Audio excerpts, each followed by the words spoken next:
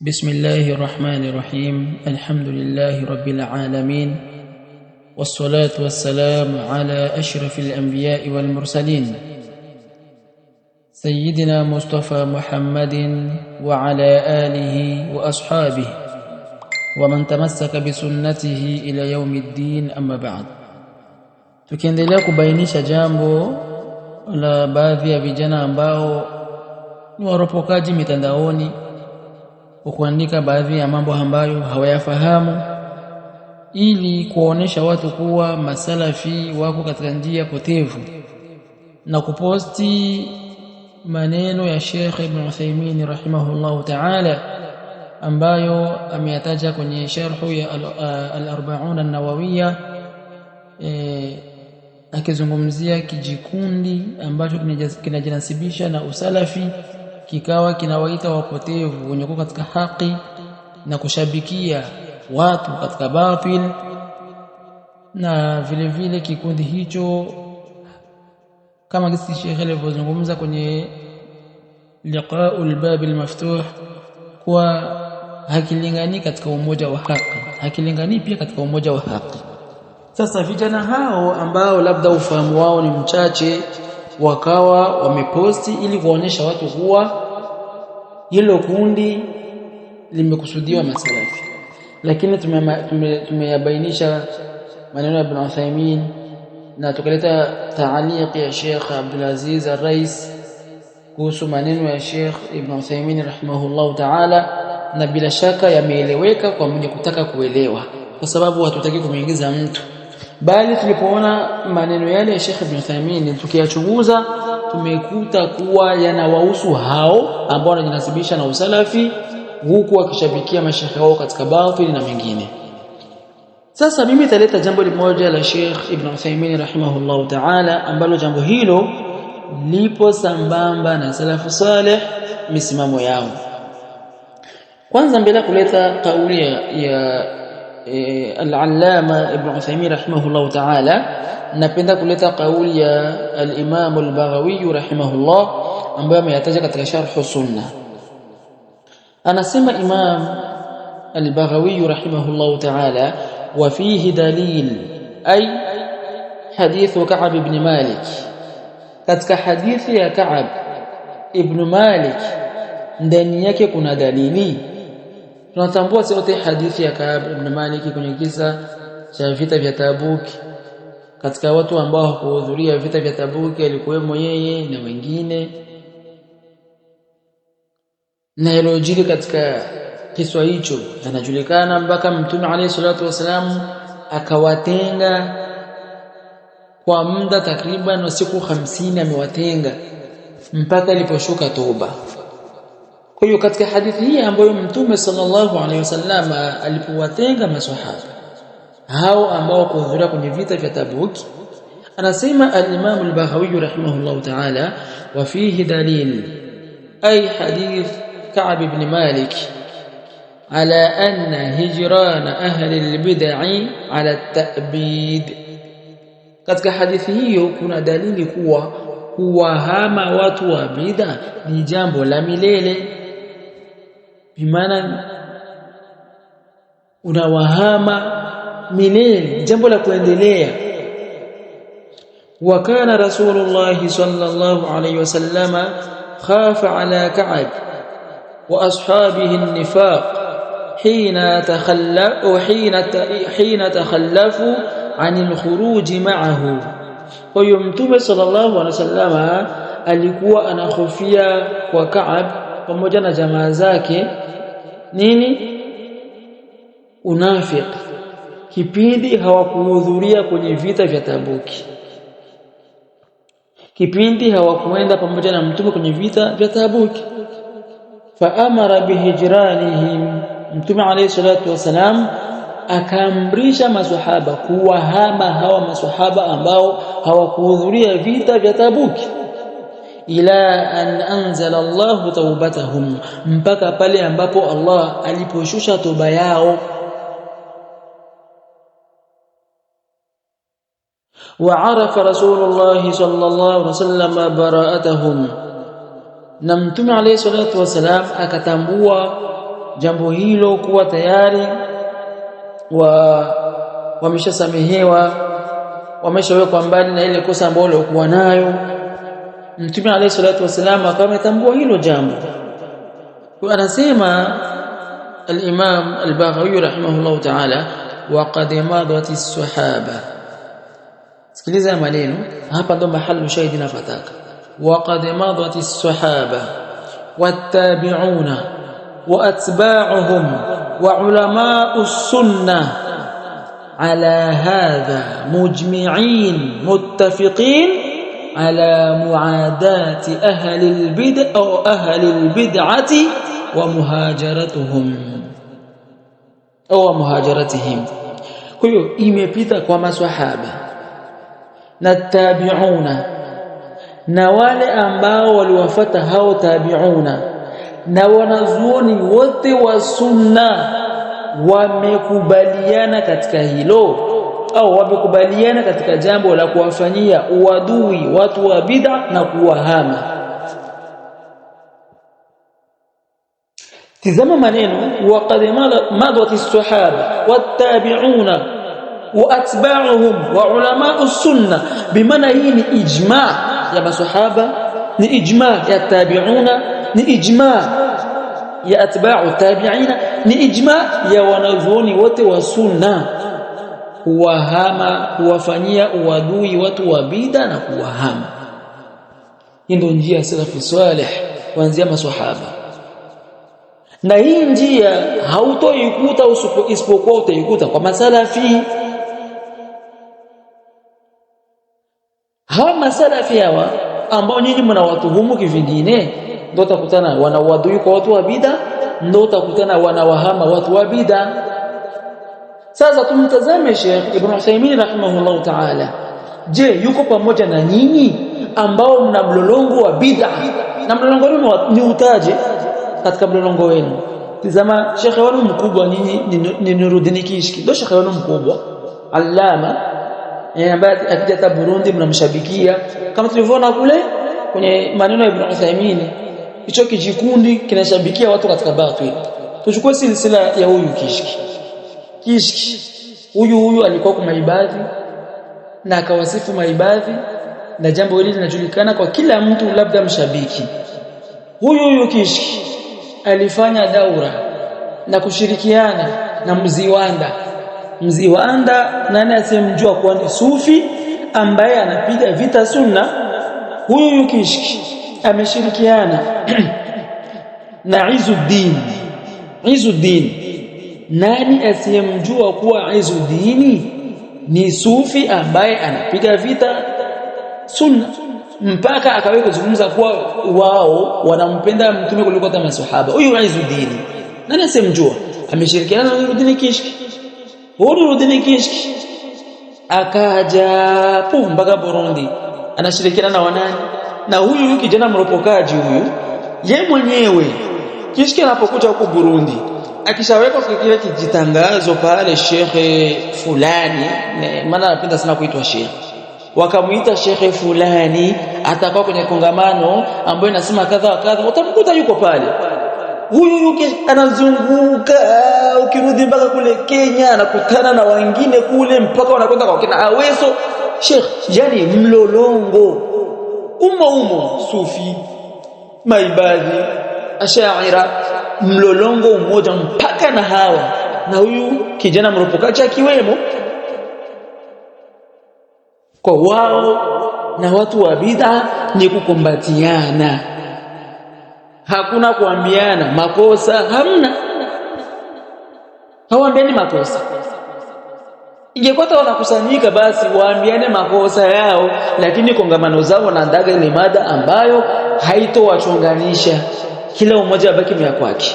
Kwa hiyo hawa ile ijma ya maswahaba na tabi'una na atba'u tabi'ina na wanaozuni wa sunna hawana nayo, na ijma ni hujja katika Uislamu, na hakuna ambaye anaruhusiwa kupiga ijma iliyotangulia. Sasa tazama hii gizo alivyosema al-Imam al-Baghawi rahimahullah ta'ala, akitolea dalili kwenye hadithi ya mtume kuwatenga maswahaba ambao hawakuhudhuria kwenye vita vya Tabuk, ikawa sababu ya mtume kuwatenga mpaka toba iliposhuka. Ndio maana Imam Baghawi anasema kuwahama watu wa bid'a jambo la kuendelea mpaka watubu, mpaka maswahaba na tabi'una na atba'u tabi'ina na wanazuoni wote wa sunna walikubaliana hilo. Maswahaba, wanafunzi wa hao na wanazuoni wa sunna baada yao, wote wakakubaliana kuwafanyia uadui watu wa bid'a na kuwahama. Je, kwa nini nyinyi mhamani? Ndio njia salafi hiyo mko nayo? Alafu mashaikh, tuchukue sasa maneno ya al-Allama Ibn Uthaymeen rahimahullah ta'ala, uyapimanishe na maneno ya al-Imam al-Baghawi rahimahullah, uone kama hayakutani. Alafu hao ambao wameposti au maneno ya Sheikh Ibn Uthaymeen rahimahullah ta'ala, tuwaulize, kwani mmeona ile maneno haya mkuyaona huko? Sikilizeni anasema Sheikh Ibn Uthaymeen rahimahullah ta'ala kwenye sharh ya Lum'at al-i'tiqad, anasema rahimahullah, wal muradu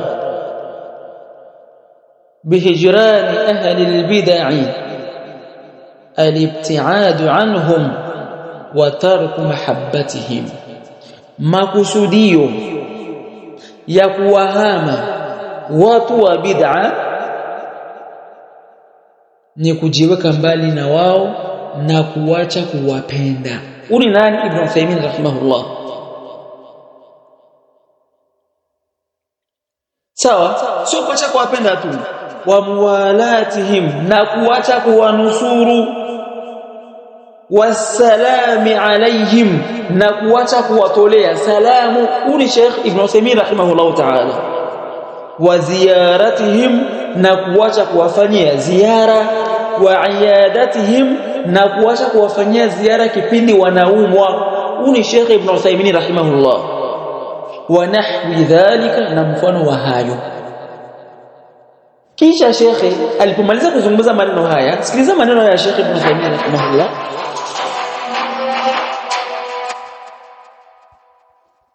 Afwan, kwa Sheikh alipomaliza kuzungumza haya maneno ya Ibn Uthaymeen rahimahullah, sikiliza akasema maneno haya: wa hijranu ahli al-bid'ah wajibun, kuwahama watu wa bid'a ni lazima, liqaulihi ta'ala, kwa kauli yake Allah subhanahu wa ta'ala, la tajidu qauman yu'minuna billahi wal yawmil akhir yuwaduna man hada Allah wa rasulahu, hutowapata watu ambao wanamwamini Allah subhanahu wa ta'ala na siku ya mwisho wakiwapenda wale ambao wanamfanyia uadui Allah na mtume wake. Haya ni maneno ya nani? Ya Ibn Uthaymeen rahimahullah. Kisha kuishia hapo, Sheikh anasema wali anna an-nabiy sallallahu alayhi wasallama hajara Ka'b ibn Malik wa sahibayhi hina takhallafu an ghazwati Tabuk, kwa sababu mtume sallallahu alayhi wasallama alimuhama Ka'b ibn Malik pamoja na jamaa zake wawili kipindi hawakuhudhuria kwenye vita vya Tabuk. Tizama maneno ya Ibn Uthaymeen rahimahullah, uyaweke pamoja na maneno ya al-Imam al-Baghawi rahimahullah ta'ala, uone kama si maneno ambayo yako sambamba. Salafu salih kuanzia maswahaba walikubaliana kuwafanyia uadui watu wa bid'a na kuwahama. Je, haya ni maneno ya Ibn Uthaymeen rahimahullah. Kati ya sisi na nyinyi, kina nani ambao wanawahama watu wa bid'a na kuwafanyia uadui?